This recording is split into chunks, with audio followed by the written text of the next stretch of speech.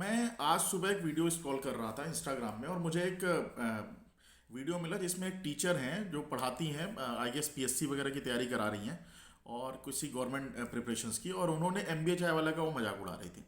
वो ये बोल रही थी कि भैया एमबीए चाय वाला कमाता ही मतलब ने हल्ला बहुत ज़्यादा कर दिया है, लेकिन उसकी जो इनकम है उसने क्या किया, केवल 4 करोड़ की तो चाय बेची 2022 के आंकड़े के हिसाब से। मैं कुछ दिन पहले भी मैंने एक ऐसी वीडियो देखी थी जिसमें एक फेमस जो है एजुकेशनिस्ट जो है उन्होंने इसी तरीके से चाय का जो बिजनेस है या स्टार्टअप है उसका मजाक उड़ाने की कोशिश की थी। मेरा एक छोटा सा क्वेश्चन है। पहला ये है कि आप 4 करोड़ की चाय एमबीए चाय वाले के बारे में बोल रहे हैं, तो सबसे पहले जो कुछ चीज़ें हैं जो जानना जरूरी है वो ये कि उस वो व्यक्ति 4 करोड़ की चाय बेच रहा है साल भर की। कितने चाय वाले हैं जिन्होंने 5 साल के दौरान ऐसा बिजनेस मॉडल खड़ा किया है कि जो कि एक चाय के टपरे में 2,000 या 3,000 रुपये डेली का जो चाय बेचने वाला आदमी वहां से बैठ के रोड साइड पे चाय की दुकान लगा के आज 4 करोड़ का टर्नओवर कर रहा हो, तो क्या ये छोटी बात है? दूसरी बात, 50 फ्रेंचाइजी के साथ वो 4 करोड़ की चाय बेच रहा था 2022 में। अभी 100 से ज़्यादा फ्रेंचाइजी है और उसकी जो ईयरली इनकम है वो 1 करोड़ के आसपास की है। देश में कौन सा चाय वाला है जो 1 करोड़ की इनकम जो है जनरेट कर रहा है? तो क्या ये सक्सेसफुल मॉडल नहीं कहलाएगा? जहाँ पे बड़ी से बड़ी रिटेल कंपनियां जो हैं वो प्रॉफिट नहीं निकाल पा रही हैं और बड़े बड़े मॉल्स खड़े कर रही हैं, बड़े बड़े एडवर्टीजमेंट कर रही हैं और उसके बाद भी वो लॉस में रहती हैं। जोमेटो हो गया, स्विगी हो गया, अमेजन हो गया, यहाँ तक कि फ्लिपकार्ट, कई बार हमने सुना है कि कंपनियां जो है कभी भी प्रॉफिट में आ ही नहीं पा रही हैं। तो क्या इन्होंने वो हल्ला नहीं किया?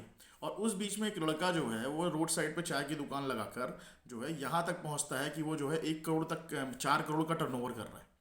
तो उसका प्रॉफिट प्रॉफिट नहीं कहलाएगा, उसका बिजनेस बिजनेस नहीं कहलाएगा और वो सक्सेसफुल नहीं कहलाएगा। तो किस मानसिकता के साथ ये लोग बोलते हैं, और जबकि ये एजुकेशनिस्ट हैं, ये नई पीढ़ी को बता रहे हैं।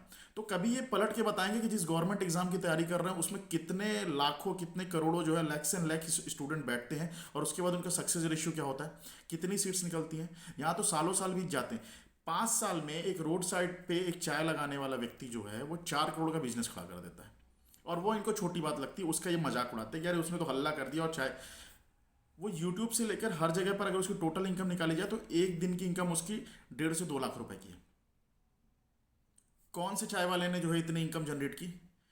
रिटेल का एक ऐसा सक्सेसफुल मॉडल जिसमें उसकी हर फ्रेंचाइजी ऑलमोस्ट जो है 10 से 12 महीने में प्रॉफिटेबल हो रही है। तो वो अपनी जो इनकम कमा रहा है उसके साथ साथ अपनी 100 फ्रेंचाइजी ऑनर्स के लिए भी इनकम जो जनरेट कर रहा है।